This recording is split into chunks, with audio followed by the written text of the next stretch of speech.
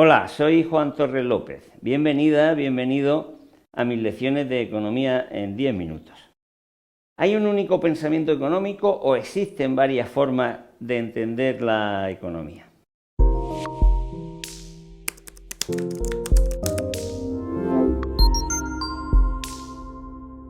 Desde hace unas décadas hay un pensamiento económico muy dominante que impregna profundamente no solo la política económica, sino de tanto repetirse incluso las ideas que la gente común y corriente tiene sobre por qué se producen y cómo se pueden resolver los problemas económicos.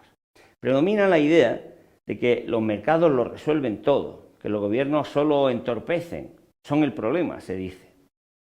Desde hace años se vienen privatizando servicios públicos porque, según se afirma, funcionan mejor que los de titularidad pública.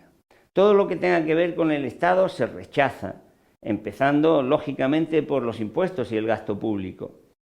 Son ideas liberales que se vienen sosteniendo en casi todos los manuales de economía, las que se enseñan en casi todas las facultades de económicas del mundo. Las vamos a ir conociendo a lo largo de estas lecciones y veremos lo que hay de verdadero o de falso en todas ellas. En esta lección, sin embargo, me voy a limitar a mostrarte que estas ideas dominantes en los últimos 30 o 40 años no han sido las que han gozado siempre de más apoyo ni las únicas defendidas por economistas de todo el mundo. Es cierto que en estas últimas décadas se ha insistido hasta la saciedad en la idea de que el análisis y la política económica dominante no tienen alternativa.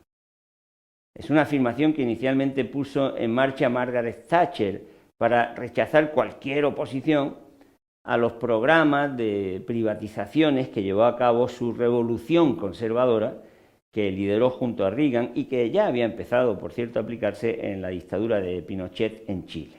Pero decir que no hay alternativa a un determinado modo de analizar la economía y, por tanto, de resolver los problemas económicos, no solo es contrario a la razón y a la lógica, sino a la evidencia más elemental de lo que ocurre a nuestro alrededor. El análisis de la economía ha sido siempre muy diverso, dependiendo del mayor o menor realce que se le haya querido dar a los diferentes elementos de la vida económica a la hora de analizarla. Ya en la Grecia clásica se podían apreciar diferentes enfoques, desde que Jenofonte utilizó por primera vez el término de economía con el significado que conocemos, vinculado a la administración de la casa. Platón hizo referencia a la división del trabajo y a los problemas que planteaba la existencia de necesidades ilimitadas frente a los recursos que siempre serían escasos. Aristóteles fue más lejos y llevó sus reflexiones a cuestiones como el dinero y la naturaleza del valor de las cosas que los seres humanos necesitamos, y distinguió entre la economía, que tiene que ver con la administración de lo doméstico, con la relativa a la circulación de los bienes. Más tarde, a partir del siglo XVII, comenzaron a publicarse las obras de los economistas que luego hemos llamado clásicos. Tuvieron algunos puntos en común. Por ejemplo, su interés por la distribución de la riqueza entre las diferentes clases sociales, contemplar el sistema económico como un todo o la consideración del largo plazo a la hora de analizar la vida económica. Pero a partir de ahí mantuvieron posiciones teóricas y defendieron medidas políticas también muy distintas y a veces incluso hasta claramente antagónicas. Adam Smith puso las bases de la economía moderna mediante el análisis de los mercados, entonces incipientes, de la división del trabajo en el capitalismo o del papel que, a su juicio, debía tener el Estado para dejar hacer a esa mano invisible que, en su opinión, conducía la economía al equilibrio a partir del interés individual. Pero tras él, otros economistas como Malthus, Ricardo, Stuart Mill o Marx desarrollaron los postulados iniciales de Smith, profundizando en ellos y modificándolos. Y casi siempre lo hicieron con posiciones teóricas enfrentadas e intereses políticos encontrados, siendo plenamente conscientes de que sus respectivas propuestas económicas favorecían más a unas clases sociales que a otras, y sin ocultarlo. Malthus y Ricardo protagonizaron duras polémicas, aunque, por cierto, manteniendo siempre una profunda y duradera amistad. sobre los beneficios que recibían desigualmente los terratenientes o los trabajadores industriales de las leyes de granos o de determinados impuestos, y es conocida la posición de Marx a favor de las clases trabajadoras.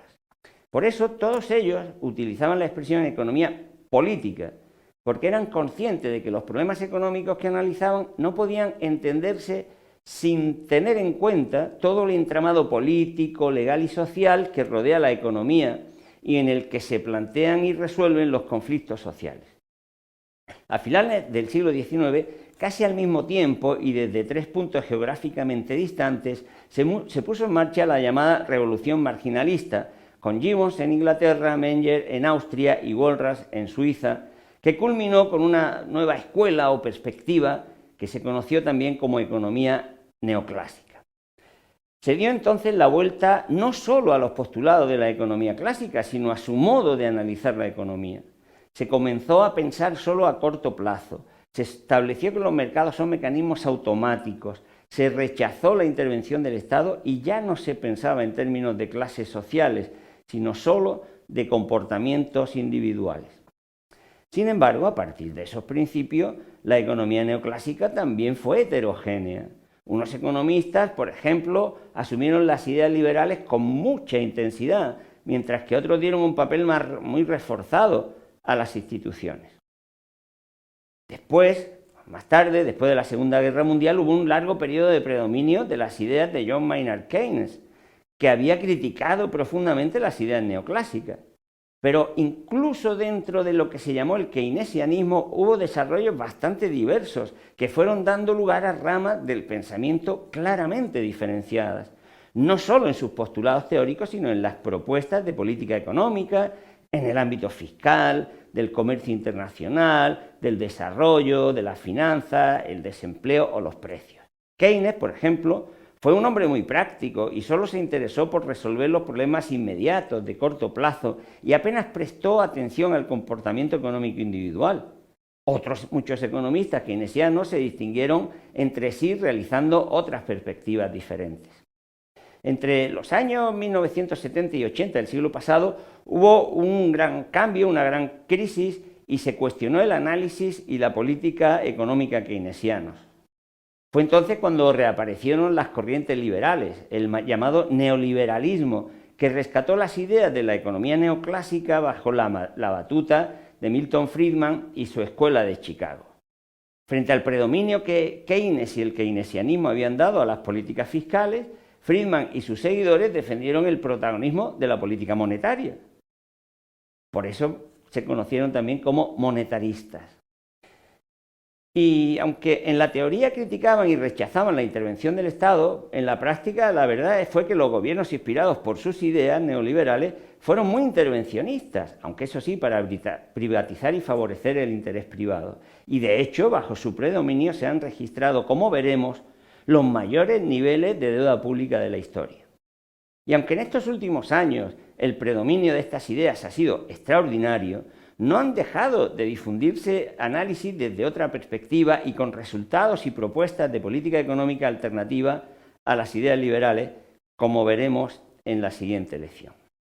Ahora, simplemente basta con saber algo muy elemental y muy importante. Nunca ha habido un solo tipo de pensamiento o análisis económico. Por muy dominante que haya sido una corriente en un momento dado, siempre ha habido otras distintas a su alrededor, y a menudo ha sucedido que el pensamiento que parecía estar acabado o superado ha vuelto a renacer con una enorme influencia.